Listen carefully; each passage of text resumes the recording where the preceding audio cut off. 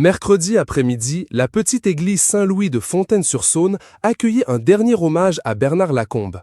Parmi les nombreuses personnalités du football présentes, Karim Benzema a particulièrement attiré l'attention par son comportement jugé étrange et déplacé. La star française était pourtant bien présente aux abords de l'édifice religieux avant le début des obsèques. Plusieurs témoins l'ont effectivement aperçu près de l'entrée principale de l'église. Néanmoins, au moment où la cérémonie a débuté avec le discours de Jean-Michel Aulas, une place demeurait vide à l'intérieur du bâtiment. Cette place avait pourtant été spécialement réservée pour l'ancien madrilène.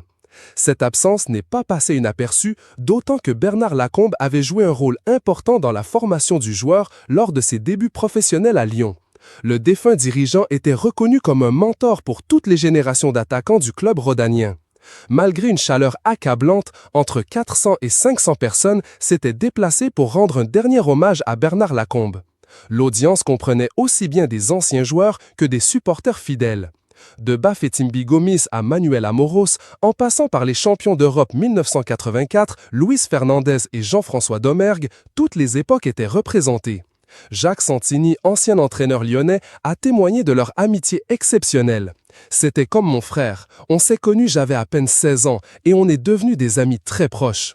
Quand j'avais été gravement blessé à un genou, tous les jours il venait me voir à l'hôpital Édouard Herriot, puis chez moi. Il était le seul, avec mon papa, à croire que je pourrais revenir sur un terrain.